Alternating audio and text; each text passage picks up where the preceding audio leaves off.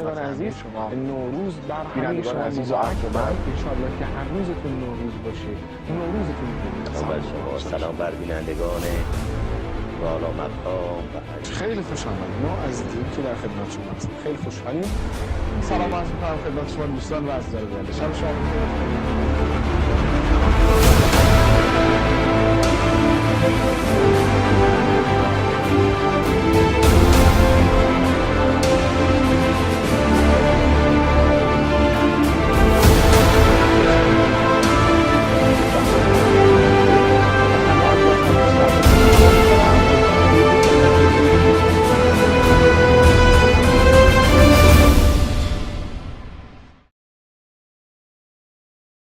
سلام بینندگان خوب گیلان مدیا، گوهری هستم. امروز در خدمت یکی از مجریای خوبمون آقای حسینیان هستیم. سلام آقای حسینیان، خوش اومدید. سلام عرض می‌کنم خدمت شما، خدمت دوستان در رسانه گیلان مدیا. امیدوارم که حالتون خوب باشه و سلامت و تندرست باشید. من در خدمت شما هستم. در جریان هستید که رشت یکی از شهرهایی هستش که توی خوراکشناسی توی یونسکو شده. الان در خدمت شما بودیم توی یکی از کبابسرای رشت، کباب مهدی. چطور بود؟ نظرتون چی بود؟ نکته درستیه، به خاطر اینکه مثلا شما اگه دقت کرده باشید بعضی از رستوران ها در دنیا سبک دارن. مثلا اگر شما 100 تا کشور اروپایی برید هیچ وقت نمیگن اینجا رستوران آلمانیه، ولی تیکه به تیکه میگن رستوران ایتالیاییه. و در پایتخت هم همینجوریه، با اینکه خیلی از شهرها خیلی سبک‌های غذایی دارن. مثلا ما در تهران رستوران یزدی‌ها نداریم، رستوران زاهدانی‌ها نداریم، رستوران حتی اصفهانی‌ها هم نداریم، شیرازی‌ها هم نداریم، ولی فکر کنم حداقل 100 تا دونه رستوران گیلکی داره. پس معلومه که بالاخره یه خبری هست، یعنی یه چیزی هست، کانسپت یا مدل غذایی که در طول این سالها طرح شده تبدیل شده به یک برندی قابل توسعه هست. و خب من همونطور که از ظاهرم پیداست، نمیدونم از کدوم زاویه دارید ظاهر ما رو میگیرید، هیچ وقت به خودمون بد نگذروندیم، به خاطر اینکه من غذا رو بسیار دوست دارم، مفهوم غذا رو دوست دارم، پختنش رو دوست دارم، خوردنش رو دوست دارم. و این آقا مهدی یا کبابسرای مهدی، نمیدونم آقا مهدی کسیشون هست یا نمیدونم، وقتی که مثلا مردم بیرونش وای میستن و میشینن و صف میبندن و نوبت میگیرن، توی شهری که پر رستورانه و حرف اوله میزنه، لابد یه خبری توش هست. البته من اگر بپرسید، من دفعه سومه که من اونجا آمدم، اگه از من بپرسید من میگم علت اصلیش خود اون آدمایین که دارن اونجا رو میچرخونن. شاید این گوشت جای دیگه هم پیدا بشه، این کباب جای دیگه هم پیدا بشه، نمیدونم، اما مدلی که دارن اونجا رو میگردونن شبیه رسانه است. آدما با هم ارتباط خوبی دارن و به خاطر به نظرم همونقدر که غذاش خوبه، حتما موضوعات غیر غذاییش هم ارزشمنده که مردم اونجا رو دوست دارن. بار چندم میتونی کشتی بیارید رشت؟ بار چندم؟ بار چندم میگم.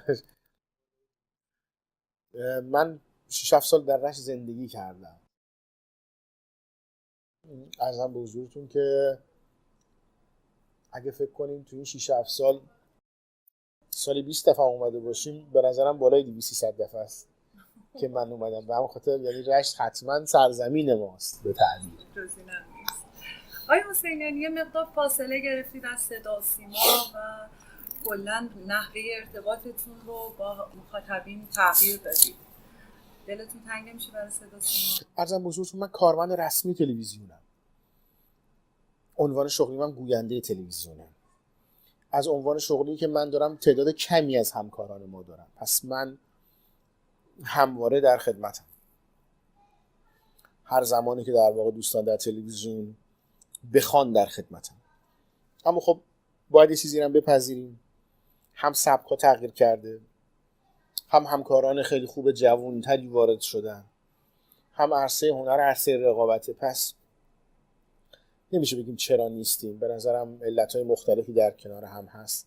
آینده تیوی پلاس رو چطور می‌بینید؟ برنامه‌تون چیه برای قابل توجه شما که رسانه‌ای رو چند تا جوان دارید می‌گردید و قابل توجه هر کسی که این ویدیو رو می‌بینه و قابل توجه همه کسانی که فضای مجازی رو دوست دارن. آینده فضای مجازی در ایران و در تمام دنیا بر پایه ویدیو می‌گرده. یه گردش مالی چند هزار میلیارد تومانی در ایران داره. مردم اینترنتشون رو استفاده نمی‌کنن که عکس ببینن، اینترنتشون رو استفاده نمی‌کنن که متن ببینن. اونا حتما اینترنتشون رو استفاده خواهند کرد که ویدیو ببینن و حتما هم برای تماشای ویدیو دلشون نمیخواد که ویدیو تکراری ببینن. اونها دوست دارن محتوای ناب و ممتاز و درجه 1 رو ببینن. به همین خاطر هم برای تیوی پلاس هم برای همه مدیاهای دیگه افق روشنی هست، به شرط اینکه آدم‌هایی که دارن کار رسانه‌ای میکنن به فلسفه کارشون مؤمن باشن و رسانه رو برای رسانه‌داری بچرخونند، سپس پول نصیبشون میشه. یعنی اگه این جمله رو من بگم با آب طلا بنویسید به هر جا بزنید کمه. رسانه رو برای رسانه‌داری داشته باشن، پول نصیبشون میشه. چون اگر شما رسانه رو درست کردی برای پول، هیچ وقت به هیچ جا نمیرسی. تیوی پلاس حاشیه زیاد برای هنرمندا ایجاد شده، دلخوری ایجاد شده، حالا اعتراضی شده از هنرمندا. بله همینطوره.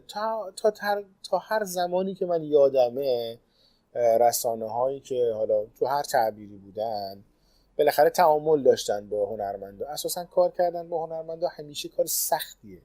رضایتشون رو جلب کردن کار سختیه. چه حاشیه باشه چه نباشه، چه خوب باشه چه بد باشه، رسانه ها باید تلاششون رو بکنن که با هنرمندا بتونن خوبتر تعامل بکنن. هنرمندامون هم دلنازکن، حقم دارن، سخت واقعا رسانه داری، رسانه سازی. تیوی پلاس متولد نشده بوده از روز اول برای اینکه حاشیه ایجاد کنه. حتی یادمه که شعارش بود تیوی پلاس حامی ستاره ها.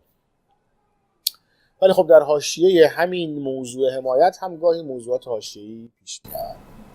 حتی اون اعتراضات و ناراحتی‌ها و نگرانی‌هاش دوست میشیم حتما. من تجربه تیوی پلاس تجربه اول زندگیم نبوده. خب ما قبلش یه هلدینگ بزرگ مطبوعاتی داشتیم به اسم زندگی ایدئال.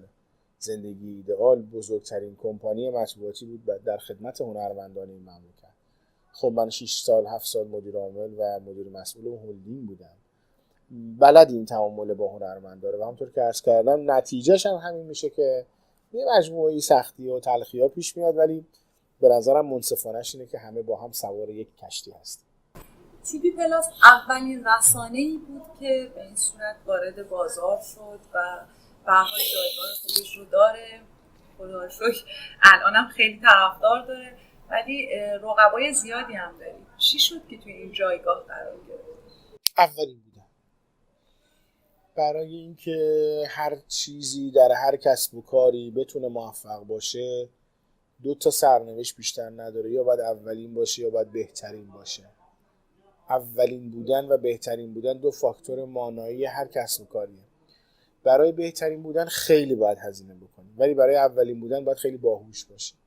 همین خاطر به نظرم تیوی پلاس از برند اولین بودنش استفاده کرده و حالا تا الان تونسته موفق باشه، ولی حتما رسانه‌های بهتر و بهترینی هم وارد عرصه خواهد شد. اتفاق خیلی هم خوبه.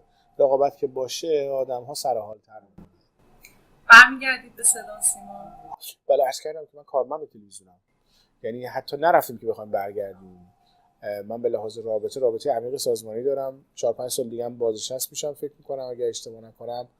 و همین خاطر هر زمان که مأموریتی باشه که من بتونم اجرا بکنم در خدمتم. توی رشت فرمودید که زندگی می‌کنید. از حالا هنرمندای رشتی کسی رو میشناسید؟ طرفدار کسی هستی؟ من توی گیلان از سال 73 در واقع وارد صدا و سیمای گیلان شدم. از دوره قبل از انقلاب رادیوی گیلان رادیوی بسیار بسیار جدی بود در بین همه شبکه‌ها. و بعد من یادمه که خب من جوانی بودم و تونستم در کنار خیلی از بزرگان رادیوی گیلان کار کنم و از قبل از انقلاب عرض کردم که طرفداران بسیار زیادی داشته و من میخوام عرض احترام بکنم به همه هنرمندان اصیلی که در گیلان در رادیو در سالهای دور کار کردن. من هنرمندی که طرفدارش بودم و افتخار میکنم که در کنارشون بودم، باهاشون کار گویندگی کردم. زنده یاد استاد حیدر سارمی بودن که خب الان دیگه در جای ما نیستن، خدایشون رو رحمت بکنه. و اگه به من بگن آقا با چند نفر کار کردی که به کار افتخار کردی، حتما یکیشون بزرگوار استاد زنده‌یاد حیدر سارمی هستن که من ازشون به نیکی یاد میکنم.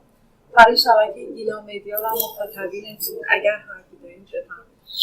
گیلان مدیا اگر باورش بشه که میتونه رسانه مهمی بشه، میتونه رسانه بزرگی بشه، میتونه این کارو بکنه، امیدوارم که به این مسیر برسه.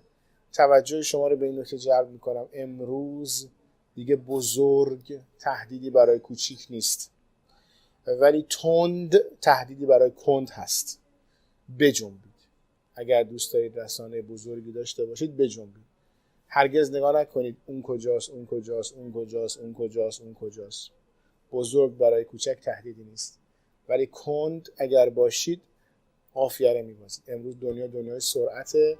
پیشنهاد میکنم اگر دوست دارید درخششی داشته باشید در دنیای رسانه ها، فقط زودتر حرکت کنید. قربان شما، موفق باشید. خواهش می‌کنم. خدا نگهدار.